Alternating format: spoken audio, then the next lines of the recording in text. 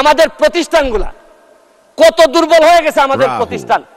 একজন ভদ্রলোককে দুদক ধরতে পারে না, একজন ভদ্রলোককে এনবিআর ধরতে পারে নাই, বাংলাদেশ ফাইন্যান্সিয়াল ইন্টেলিজেন্স ইউনিট ধরতে পারে নাই। আর এনবিআর এর মতিউর রহমানকে ধরলে একটা ছাগল, ছাগল ছাড়া এই লোককে তো আপনি আনতেই পারতেন না। ছাগল কাণ্ড হওয়ার কারণে আর ফেসবুক ভাইরাল। 1 মিনিট বক্তব্য আপনার বরাবর অ্যাপ্লিকেশন আছে। আমি 247 ইনভোক করতেছি। এখানে 247 হচ্ছে কি আমার বিরুদ্ধে এখানে একজন মাননীয় সংসদ সদস্য আমার বিরুদ্ধে অভিযোগ দিয়েছেন। আমার আত্মপক্ষ সমর্থনের সুযোগ দেওয়ার জন্য, আমি সময় দেওয়ার জন্য আপনার কাছে দাবি জানাচ্ছি। মাননীয় স্পিকার এখন আসেন, আপনারা বেনজির কাণ্ড, মাননীয় সাবেক আইজিপি উনি এত বড় হয়ে গেলেন, মন্ত্রণালয় জানলো না, মাননীয় স্বাস্থ্যমন্ত্রী জানলেন না। এই বাচ্চাটা এত বড় হয়ে গেল, আর কিছুদিন সুযোগ পাইলে পুরা গোপালগঞ্জ কিনে ফেলতেন এই বেনজির সাহেব।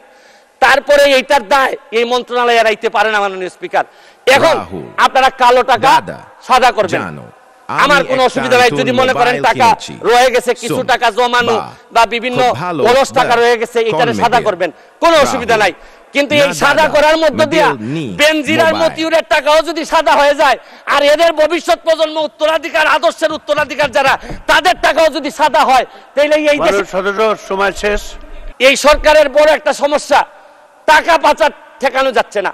আপনি দুর্নীতি করলে তো অর্থনীতিতে নিয়ে আসা যায়, টাকা পাচার হয়ে গেলে যে দেশে যায় এই দেশের অর্থনীতির বাজেট হয়ে যায়। আরে আমরা বঙ্গবন্ধুর খুনিরে আনতে পারি না, আর টাকা পাচার করে এই টাকা ফেরত আনবো কিভাবে? এইটা একটা বড় সমস্যা। টাকা পাচার করে আমাদের বাজেট সংকুচিত হয়ে যাচ্ছে মাননীয় স্পিকার। মাননীয় স্পিকার, আরেকটা জিনিস, এই সরকারে রাসেল ভাইপার সাপ চলে আসছে মাননীয় স্পিকার। এই সাপ আসার কারণে সরকারে যখন সাপ আসে প্রকৃতিতে বেজি থাকে, এই বেজি করে কি সাপরে নিয়ন্ত্রণ করে। কিন্তু এই সরকারে দেখা যাচ্ছে বিভিন্ন জায়গায় রাসেল ভাইপার আছে, কিন্তু বেজি ওই পরিমাণ নাই যে সাপরে ধরবে মাননীয় স্পিকার। আপনি দেখেন এই আমাদের প্রতিষ্ঠানগুলা কত দুর্বল হয়ে গেছে আমাদের প্রতিষ্ঠান।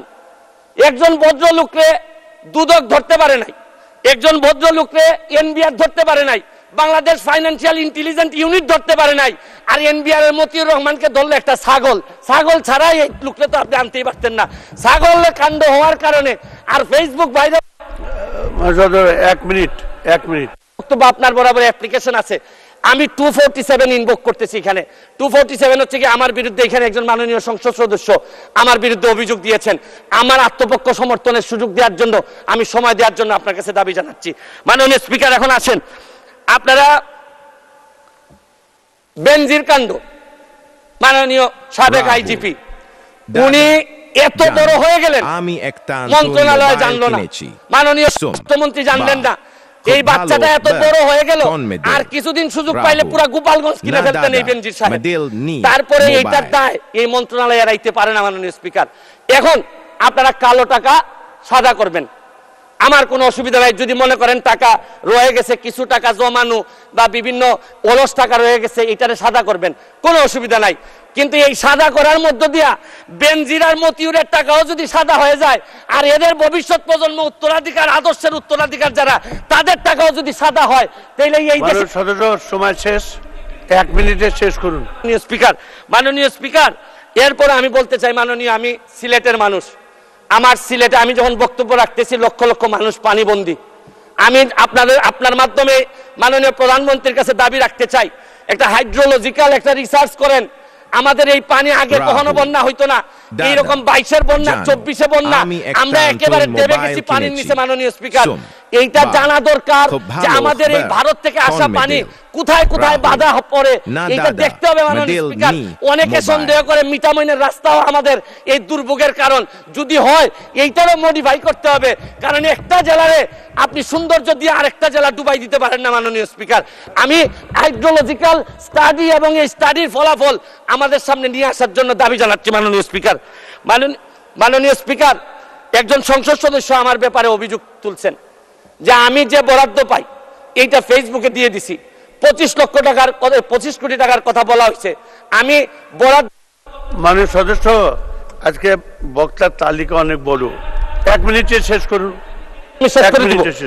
আমি বলতে চাই যে আমি যত বরাদ্দ এই পর্যন্ত পাইছি আমি হচ্ছে কি এমপি হিসাবে ট্রাস্টি, এই টাকা জনগণের, রাহুল, জনগণের জানার অধিকার আছে।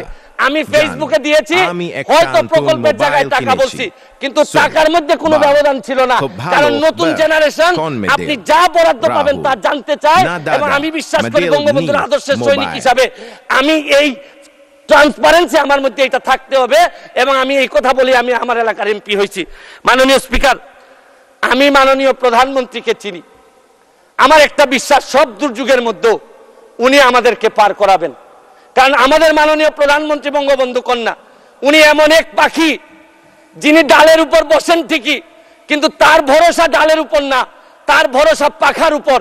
কারণ বিশ্ব ব্যাংকও ভাবছিল যে ডাল ভেঙে উনি পড়ে যাবেন, পদ্মা সেতু বানাইতে পারবেন না, কিন্তু ঠিকই ডাল ভাঙার কারণে পড়েন নাই, নিজের পাখা দিয়ে ঠিকই বিশ্ব ব্যাংকে।